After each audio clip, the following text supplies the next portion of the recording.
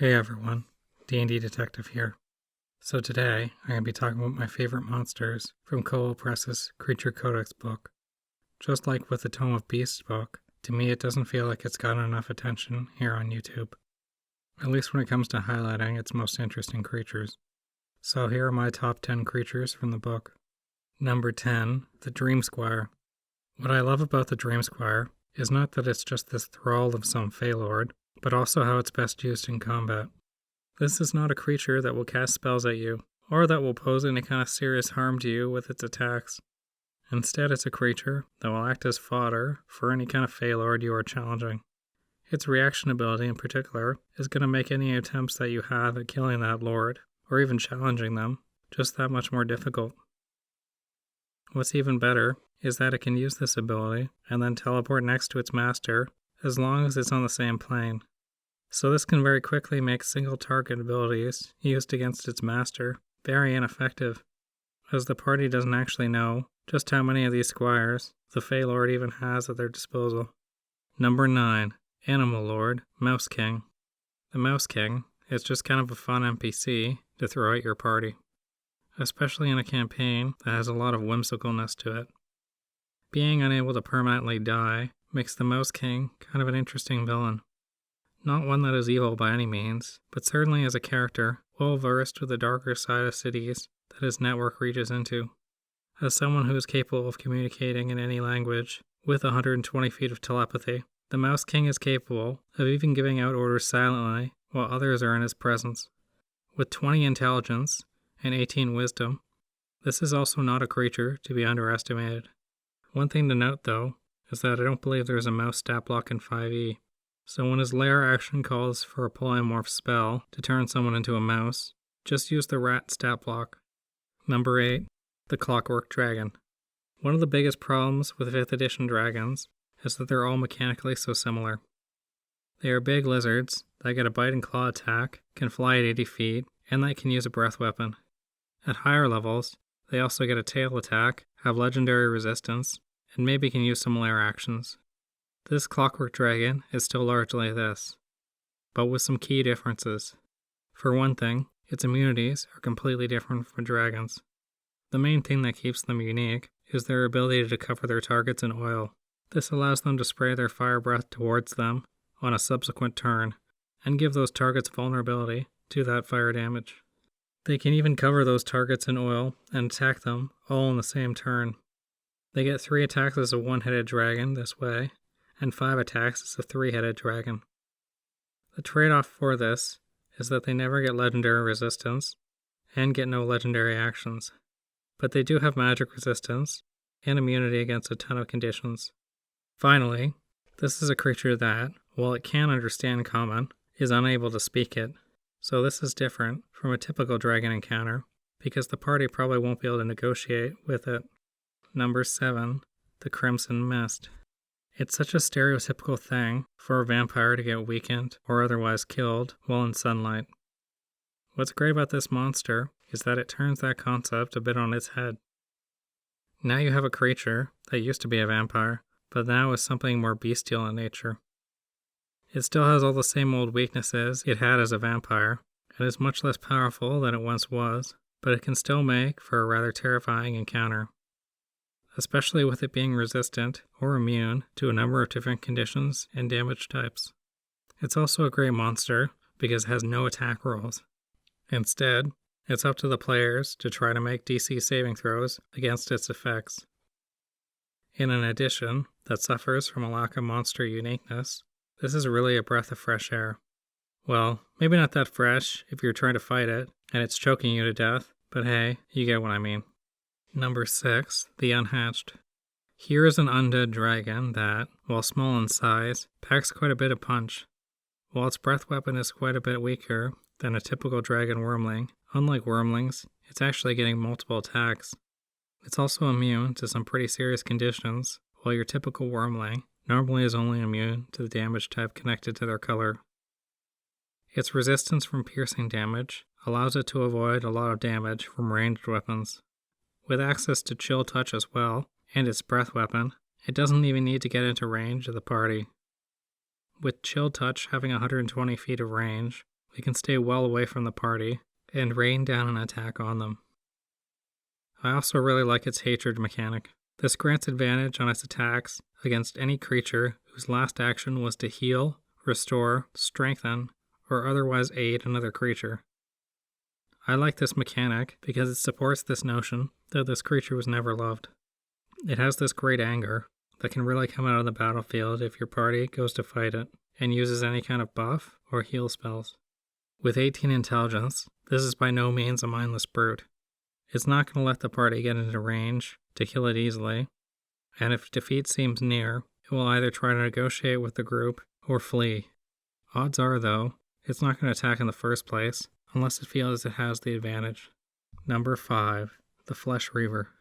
If you haven't guessed it, I really like creatures that offer a DM different tactics. We tend to think of undead as being these creatures that are really one-dimensional in terms of their combat options. Most undead aren't going to be flyers, and most also can't burrow underground. Especially when it comes to lower CR creatures, you tend to get a lot of minor variations on zombies and skeletons. So instead, what do we get here? We get an undead that can run around, do crazy jumps over party members, and knock out someone in the party just like that.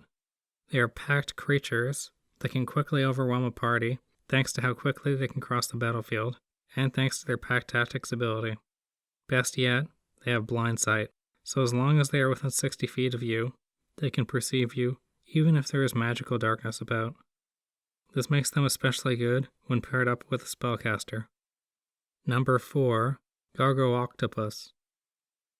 Maybe I'm just a sucker for hostile cephalopods, but this is just a fun and terrifying creature to use in a campaign, assuming of course you can say its name.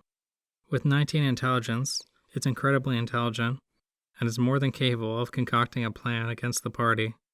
At the same time, its alignment provides for a lot of flexibility when considering its motivations. With it being able to breathe on land and telepathically communicate with anyone, it's also got the potential to be a terrifying creature for the party. By communicating telepathically within 100 feet of the party, and with +7 stealth and advantage when it comes to hiding, it could be talking to them from any number of places, and they wouldn't even be able to find it. It's also the kind of creature that can run away very easily, especially in areas involving a mixture of land and water. But even ceilings and cliffs can provide an easy escape route for it. With 4 tentacles at its disposal, it can grapple and restrain potentially up to 4 party members at any given time. With 15 feet of reach, these tentacles also provide quite a bit of room for it to maneuver around as it grapples creatures. Anything grappled by it can even get tossed around quite easily. Having said all this, it's not a monster with a lot of health or armor class, given it's a CR5 creature. The book recommends it be accompanied by giant octopus bodyguards, and I think that you'll get the most out of this creature if you do just that. Number 3. The Exploding Toad. The Exploding Toad are these tiny-sized toads that explode when they die. The damage they cause can very quickly take out party members. Not only that, but ranged attacks made against them have disadvantage, and they are also even immune to fire damage. So a party has a strong incentive to fight them up close, even if they don't want to. That said, killing them is never going to feel like a win for the party, especially once the party realizes they will each explode. As tiny creatures, they even fit 4 into a 5-foot cube square, so you can really pack them in and pose a serious threat to the party. With them only being CR 1/4 creatures, they honestly work as well for so many campaigns. Their damage type can even be adjusted to mix things up a bit. But the best part about them is that they have multiple different mechanics that will let the DM kill them off as they wish. Killing one could cause a chain reaction that causes them to all go off, or it could not. This makes these things especially great for use in the lair of a wizard who has created them solely for the purposes of defense. Number 2. The Ahu-Nixta. Ever wanted to have a Darlek in your campaign? Because this is about as close as D&D has gotten to a Darlek that I've ever seen. What on the surface looks like a construct is actually a squid-like creature controlling a metallic body. Sound familiar? Well, it would be for any Doctor Who fans out there. Now, admittedly, that is where the similarities end, but even still, It's a fun take on constructs because it's not your typical construct, hence why it has the aberration type. Even when you reduce this creature to 0 damage, you're actually just reducing the armor. At that point, they actually continue to fight for themselves or to flee. Mind you, at that stage, they are substantially reduced in terms of the threat they pose, but they can still technically cause your party to flee from, say, a fear spell. They can also cast telekinesis and firebolt still, even though they lose their other attacks at this point. Point is, even after getting through all of its armor, it may still end up getting away from you, especially since it can still fly or swim at 30 feet. Number 1, the Jinmenju. I like these because they're a super creepy tree that can make its victims fall over in laughter.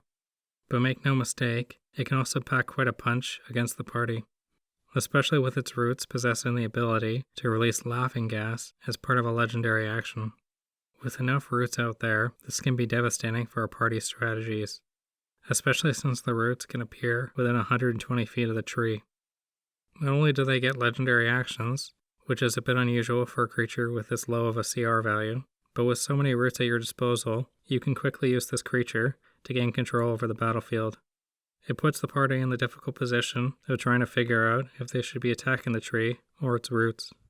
Ultimately, this is a creature that has a great flavor to it, and it can also create interesting encounters for the party, especially when compared to a tree ant, which is another CR9 plant. Alright, that's it for the video.